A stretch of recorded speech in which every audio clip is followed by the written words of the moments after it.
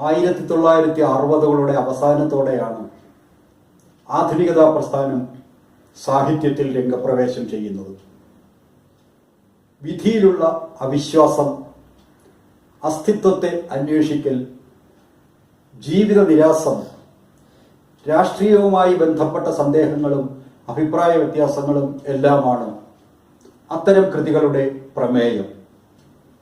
O V Vijayan, Kakkanadan, M Mukundan, Punathil Kunjabdulla, P Padmarajan, Methil Radhakrishnan തുടങ്ങിയവരാണ് മലയാളത്തിൽ ആധുനിക സാഹിത്യ പ്രസ്ഥാനത്തിൻ്റെ വിധാതാക്കൾ.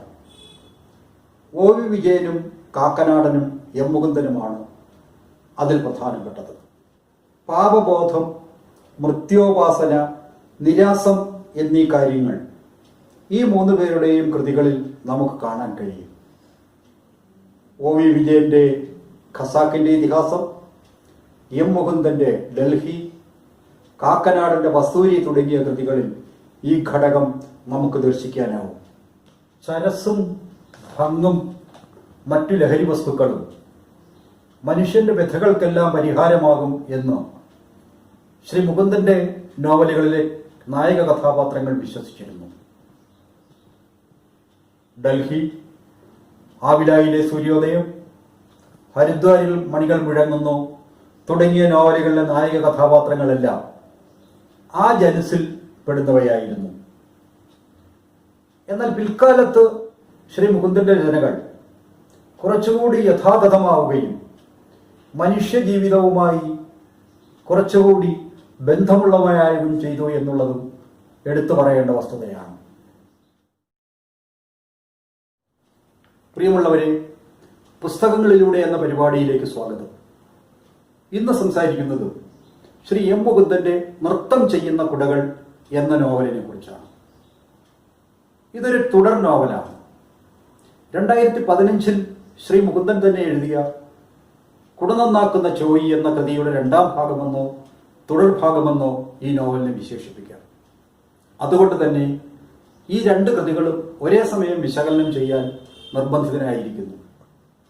ഫ്രഞ്ച് അധീനതയിലുള്ള മയ്യഴിയിൽ 1942 മണിയമ്പത്ത് മുകുന്ദൻ എന്ന എം മുകുന്ദൻ ജനിച്ചു. പിൽക്കാലത്ത് ഡൽഹിയിലേക്ക് അദ്ദേഹം ജീവിതം പറിച്ചു നടന്നു. ഫ്രഞ്ച് എംബസിയിൽ ഉദ്യോഗസ്ഥനായി തീരുന്നു. മുകുന്ദന്റെ ഭൂരിഭാഗം സൃഷ്ടികളിലും ഫ്രഞ്ച് അധിനിവേശ സ്മരണകൾ വായിച്ചെടുക്കാം. എം ഡിക്ക് ഭാരതപ്പുഴ എങ്ങനെയായിരുന്നു അതുപോലെയായിരുന്നു ശ്രീ മുകുന്ദന് മയ്യഴിപ്പുഴ. അതുകൊണ്ട് തന്നെ മയ്യഴിയിലെ ജീവിതവും അവിടുത്തെ സംസ്കാരവും അവിടുത്തെ ആചാരങ്ങളും ഭാഷയുമെല്ലാം നമുക്ക് മുകുന്ദന്റെ കൃതികളിൽ വായിച്ചെടുക്കാം. അതിനാലാണ് അദ്ദേഹത്തെ മയ്യഴിയുടെ കഥാകാരൻ എന്ന് വിശേഷിപ്പിക്കുന്നത്. മയ്യഴിപ്പുഴയുടെ തീരങ്ങളിലെ തുടിപ്പുകളും ജീവിതവുമെല്ലാം അദ്ദേഹം ഭംഗിയായി തൻ്റെ കൃതികളിൽ ചിത്രീകരിച്ചിട്ടുണ്ട്.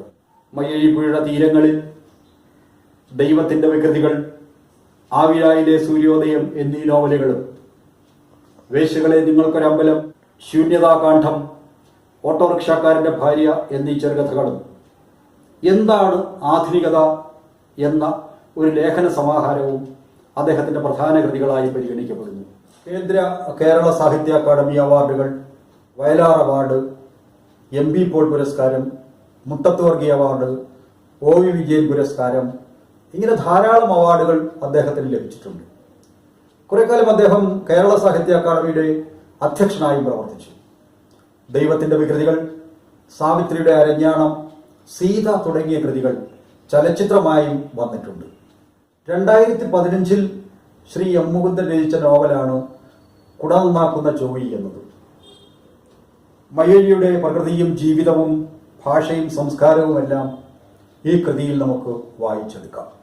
ചോയ് ആ ഗ്രാമത്തിലെ ഏക കുടനന്നാക്കുകാരനായിരുന്നു. അങ്ങനെയാണ് അയാൾക്ക് കുടനന്നാക്കുന്ന ചോയി എന്ന പേര് വന്നത്.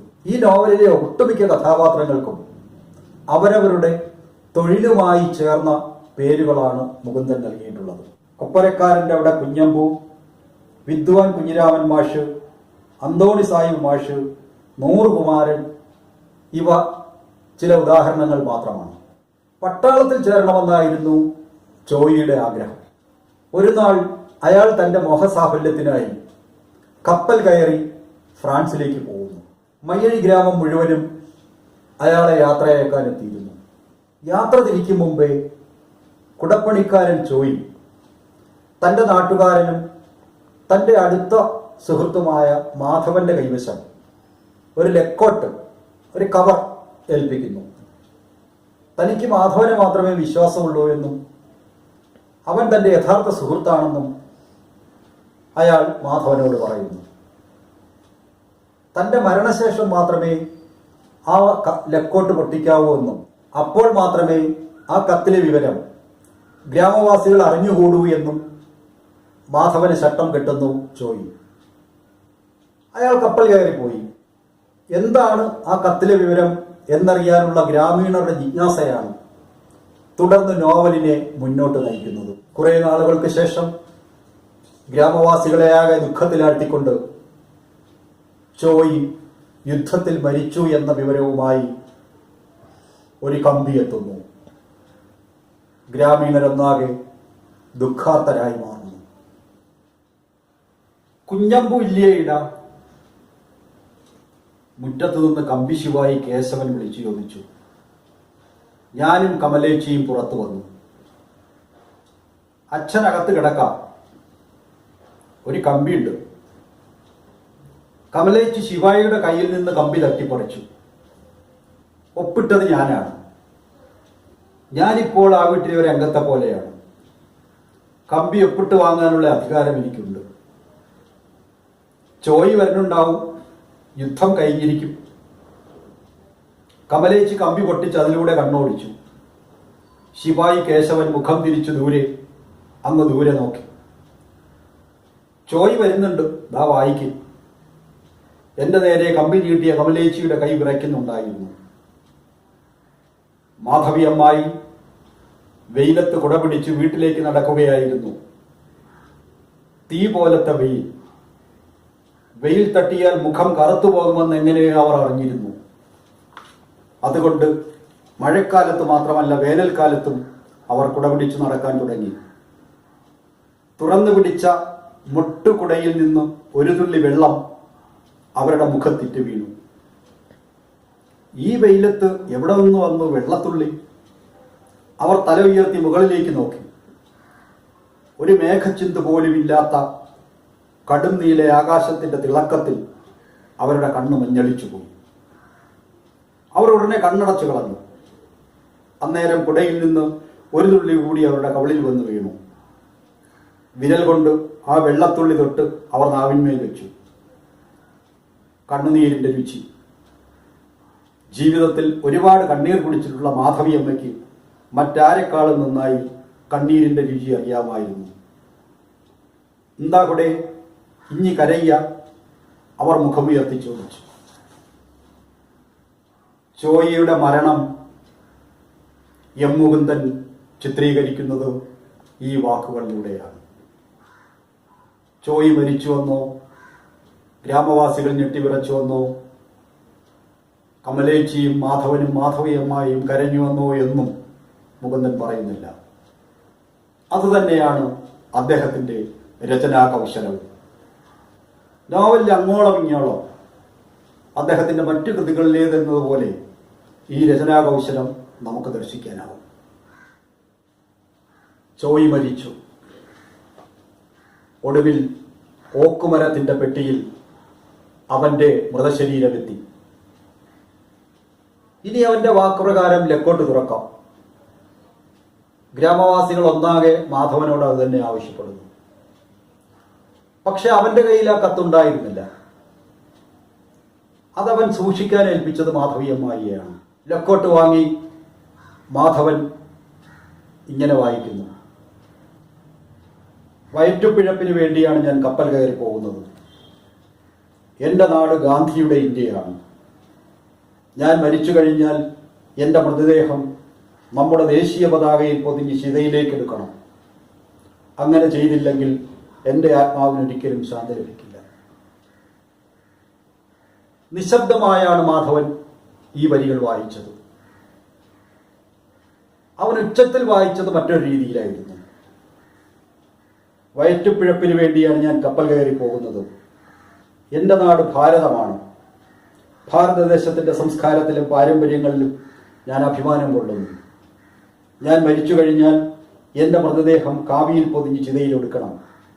അങ്ങനെ ചെയ്തില്ലെങ്കിൽ എൻ്റെ ആത്മാവിന് ഒരിക്കലും ശാന്തി ലഭിക്കില്ല.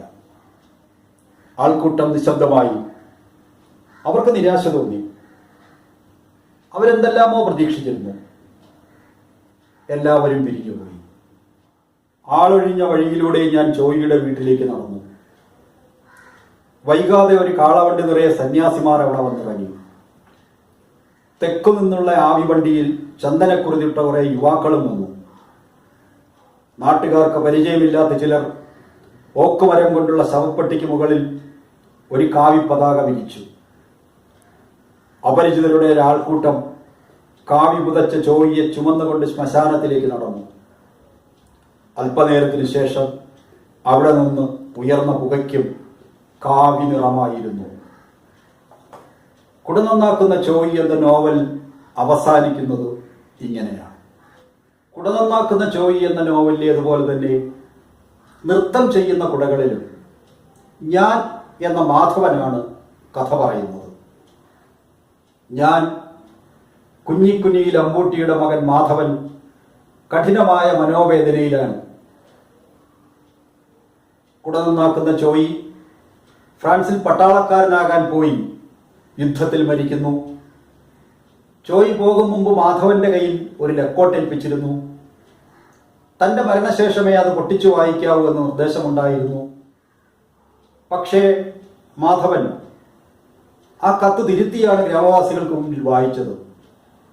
ഇപ്പോൾ മാധവൻ വല്ലാതെ മനസ്താപത്തിലാണ്. താൻ എന്തിനങ്ങനെ കത്ത് തിരുത്തി വായിച്ചു? അവന്റെ ദിനങ്ങൾ വിരസങ്ങളായി. അവന് വല്ലാതെ മനസ്താപം തോന്നി. ആരോടും തുറന്നു പറയാൻ നിവർത്തിയില്ല. ചോയിയുടെ കത്ത് തിരുത്തി വായിച്ചതിനുള്ള പാപബോധം അവനെ നിരന്തരം വേട്ടയാടിക്കൊണ്ടിരുന്നു. ദിവസങ്ങളോടൊപ്പം ഗ്രാമജീവിതവും പതുക്കെ പതുക്കെ മുന്നോട്ട് നീങ്ങി. ചോയിയുടെ അന്ത്യയാത്ര അവൻ ഓർമ്മ വരുന്നു. ഏറ്റവും മുൻപിൽ കമണ്ഡലവും ജടയുമായി സന്യാസിമാരുണ്ടായിരുന്നു. അവരുടെ ഇരുവശവും കാക്കി നിക്കറിട്ട യുവാക്കളും പിറകിൽ ചന്ദനക്കുറിക്കാരും. ആ ചിത്രം അവന്റെ മനസ്സിൽ നിന്നും ഒരിക്കലും മാഞ്ഞുപോയില്ല. കപ്പൽ കയറി പട്ടാളത്തിൽ ചേരാൻ വേണ്ടി ചോയി ഫ്രാൻസിലേക്ക് പോകുമ്പോൾ മാധവനെ ഏൽപ്പിച്ച കത്ത് താൻ സൂക്ഷിക്കാൻപ്പെട്ട പ്രയാസങ്ങൾ അയാൾ ഓർക്കുന്നു. തൻ്റെ കുഞ്ഞനിയെത്തി രാധയെയാണ് ഏറ്റവും അധികം സൂക്ഷിക്കേണ്ടിയിരുന്നത്. അവളുടെ നോട്ടം ചെന്നെത്താത്ത ഒരു സ്ഥലവും തൻ്റെ ചെറിയ വീട്ടിലുണ്ടായിരുന്നില്ല. എന്നാൽ അവൻ ആ കത്ത് ഗ്രാമത്തിലെ ദുർനടപ്പുകാരിയായ മാധവിയമ്മയുടെ കൈവശമാണ് ഏൽപ്പിച്ചത്. തൻ്റെ കാമുകിയായ വനജയോട് പോലും ആ കത്തിലെ യഥാർത്ഥ ഉള്ളടക്കം എന്താണെന്ന് അവൻ പറയാൻ തയ്യാറായില്ല. അതായിരുന്നു മാധവനും ചോയിയും തമ്മിലുള്ള കരാറിൻ്റെയും വിശ്വാസത്തിൻ്റെയും ബന്ധം. ജനപ്രതിനിധി തായക്കണ്ടി കണ്ണൻ പറഞ്ഞയച്ച പോലീസുകാർക്ക് പോലും മാധവന്റെ ആ കത്ത് കണ്ടെത്താൻ വേണ്ടി കഴിഞ്ഞില്ല. കാരണം മാധവന്റെ കൈവശമല്ലായിരുന്നല്ലോ ആ കത്ത്. മാധവിയമ്മയാവട്ടെ തൻ്റെ കൈവശം കിട്ടിയ കത്തിനെക്കുറിച്ച് ഗ്രാമത്തിലുള്ള ആരോടും പറഞ്ഞതുമില്ല. എന്തിനാണ് താൻ ആ കത്ത് തിരുത്തി വായിച്ചത് എന്ന ചിന്ത മാധവനെ നിരന്തരം വേട്ടയാടിക്കൊണ്ടിരുന്നു. മാധവന്റെ അച്ഛൻ കുഞ്ഞിക്കുഞ്ഞിയിൽ അമ്പൂട്ടി മരിച്ചു. മരിക്കുമ്പോൾ അയാൾ മാധവനെ അടുത്ത് വിളിച്ചു. പെങ്ങൾ രാധയുടെ കല്യാണം ആർഭാടമായി നടത്തണമെന്നും അവൾക്ക് 25 പവൻ കൊടുക്കണമെന്നും ആവശ്യപ്പെടുന്നു. അമ്പൂട്ടി മരിച്ചു. മാധവനാവട്ടെ 25 പവൻ സംഘടിപ്പിക്കാനുള്ള വഴി കാണാതെ വല്ലാതെ ബുദ്ധിമുട്ടുന്നു. അവൻ കൂടുതൽ നിശബ്ദനായി. ദിവസങ്ങൾ മുന്നോട്ട് നീങ്ങുന്നു. പെങ്ങൾക്ക് അച്ഛൻ്റെ ആഗ്രഹപ്രകാരം എങ്ങനെയാണ് 25 പവൻ നൽകുക എന്നറിയാതെ അവൻ നട്ടം തിരിയുന്നു. ചോയിയുടെ 41 അടിയന്തരം ഗ്രാമവാസികൾ ആർഭാടമായി തന്നെ കൊണ്ടാടി. കാവി നിറമുള്ള പുകയായും ചാന്തുകുപ്പിയുടെ രൂപത്തിലും കർക്കിടക മാസത്തിലെ നനഞ്ഞ നിലാവായുമൊക്കെ ചോയി ഗ്രാമത്തിലെ ഓരോരുത്തരുടെയും മനസ്സിൽ ജീവിക്കുന്നുണ്ടായിരുന്നു. ഒരു നാൾ ചോയിയുടെ പെട്ടി വരുന്നു എന്ന അറിയിപ്പുമായി കമ്പി വന്നു. അതിനു മുൻപ് തന്നെ ചോയിയുടെ പെട്ടിയിൽ എന്തായിരിക്കും ഉണ്ടാവുക എന്ന കാര്യത്തിൽ ഗ്രാമത്തിൽ പല ചർച്ചകളും നടന്നു. പലരും പല അഭിപ്രായങ്ങളും പറഞ്ഞു. ഒടുവിൽ പെട്ടി വന്നു. എല്ലാവരുടെയും പ്രതീക്ഷകളെ തെറ്റിച്ചുകൊണ്ട് പെട്ടിക്കുള്ളിൽ ഒരു പട്ടാള യൂണിഫോമും ഒരു പൈജാമയും ഷൂസും ഒരു പഴയ ക്യാമറയും ഒരു സിഗരറ്റ് ലൈറ്ററും ഒരു സിഗരറ്റ് കൂടും മാത്രമാണ് ഉണ്ടായിരുന്നത്. ഏറ്റവും അവസാനം ഒരു ലക്കോട്ടും മാധവൻ പുറത്തെടുത്തു. വീണ്ടും ഒരു ലക്കോട്ട്. ആളുകൾക്ക് ആകാംക്ഷ വർദ്ധിക്കുന്നു. മാധവൻ ആ ലക്കോട്ട് കീറിക്കളയാൻ തോന്നി. കാരണം ഇതുപോലൊരു ലക്കോട്ടാണ് തൻ്റെ ജീവിതം മുൾമുനയിൽ നിർത്തിയത്. അവനത് നശിപ്പിക്കാൻ ആഗ്രഹിക്കുന്നു. എങ്കിലും അവൻ ആ ലക്കോട്ട് തുറന്ന് അതിനുള്ളിലെ കത്ത് വായിക്കുന്നു. തൻ്റെ പിൻഗാമിയായി ആ ഗ്രാമത്തിൽ ഒരു കുടനന്നാക്കുകാരനെ കണ്ടെത്തണമെന്ന് അയാൾക്ക് നൽകുവാൻ 2000 രൂപ തൻ്റെ സുഹൃത്ത് വളവിൽ ഡഗ്ലസ് എന്ന മറ്റൊരു പട്ടാളക്കാരന്റെ കയ്യിൽ ഏൽപ്പിച്ചിട്ടുണ്ടെന്നുമായിരുന്നു കത്തിലെ ഉള്ളടക്കം. ആദ്യ കത്തിലേതുപോലെ മാധവൻ ഈ കത്തും നിശബ്ദമായാണ് വായിച്ചത്. കാരണം കത്തിൽ പറഞ്ഞിരിക്കുന്ന 2000 രൂപ വളവിൽ ഡഗ്ലസിൽ നിന്നും കൈപ്പറ്റുകയാണെങ്കിൽ തൻ്റെ പെങ്ങളെ 25 പവൻ നൽകി തന്നെ വിവാഹം കഴിച്ചയക്കാമല്ലോ എന്ന ചിന്തയായിരുന്നു അവന്. അതൊരു വളഞ്ഞ വഴി തന്നെയാണെന്ന് അവനറിയാം. പക്ഷേ വേറെ മാർഗമില്ല. അച്ഛൻ്റെ ആഗ്രഹം സാധിക്കണം, പെങ്ങളെ വിവാഹം കഴിച്ചയക്കണം. അപ്പോൾ പിന്നെ എന്താണ് ചെയ്യുക? അതിനിടയിൽ അവൻ BA പാസ്സാവുകയും ഒരു ട്യൂട്ടോറിയൽ കോളേജിൽ ജോലി നേടുകയും കുറേ ദിവസങ്ങൾക്ക് ശേഷം ആ ജോലി നഷ്ടപ്പെടുകയും ചെയ്ത കഥയെല്ലാം നോവലിൽ വിവരിക്കുന്നുണ്ട്. പൊട്ടിച്ച കത്ത് അവൻ തിരിച്ച് ഒട്ടിച്ചു വയ്ക്കുന്നു. ഗ്രാമവാസികൾക്കൊന്നാകെ ആ കത്തിൽ വിവരമറിയാൻ തിടുക്കമായി. എന്നാൽ രാധയുടെ വിവാഹത്തിന് ശേഷം താൻ തന്നെ ആ കത്ത് പൊട്ടിച്ച് ഗ്രാമവാസികളുടെ മുൻപിൽ വായിക്കാമെന്ന് മാധവൻ വാഗ്ദാനം ചെയ്യുന്നു. ഗ്രാമവാസികളെല്ലാം അവന്റെ ആ ആവശ്യത്തോട് യോജിക്കുന്നു. അവൻ തിരിച്ച് കത്ത് ഒട്ടിച്ചു വയ്ക്കുന്നു. ഒടുവിൽ കത്ത് അവന്റെ കാമുകിയായ വിമലയുടെ കയ്യിൽ വന്നു ചേരുന്നു. പല ആലോചനകൾക്ക് ശേഷം രാധയുടെ വിവാഹം നടക്കുന്നു. മാധവൻ അതിനു മുമ്പ് സ്വന്തം പെങ്ങളുടെ വിവാഹാലോചനകളെല്ലാം മുടക്കിയിരുന്നു. കാരണം 25 പവൻ കൊടുക്കാൻ നിവർത്തിയില്ലായിരുന്നു. ഒടുവിൽ അവളുടെ വിവാഹം 25 പവൻ നൽകി ആർഭാടത്തോടെ തന്നെ നടക്കുന്നു. ഗ്രാമവാസികളെല്ലാം സന്തോഷത്തോടെ വിവാഹത്തിൽ പങ്കെടുക്കുന്നു. വിവാഹത്തിന് മുൻപായി മാധവന്റെ കാമുകി വിമല അവളുടെ മുഴുവൻ ആഭരണങ്ങളും അവളുടെ ശരീരവും മാധവന് കാഴ്ചവെച്ചിരുന്നു. എന്ന് മാത്രമല്ല, അവൾ മാധവനെ ഉപേക്ഷിച്ച് ജോലി തേടി ഫ്രാൻസിലേക്ക് കപ്പൽ കയറുന്നു. വളവിൽ ഡഗ്ലസ് അവധിക്ക് വന്നപ്പോൾ കത്തിൽ പറഞ്ഞത് പ്രകാരമുള്ള 2000 രൂപ മാധവനെ ഏൽപ്പിക്കാൻ ശ്രമിക്കുന്നു. പക്ഷെ മാധവൻ അത് നിരസിക്കുന്നു. അത് അയാളുടെ കയ്യിൽ തന്നെ ഇരിക്കട്ടെ എന്ന് മാധവൻ അഭിപ്രായപ്പെടുന്നു. നോവലിന്റെ അവസാന ഭാഗങ്ങളിൽ ഗ്രാമത്തിന് ഒരു പുതിയ കുടനന്നാക്കുകാരനെ ലഭിക്കുന്നു.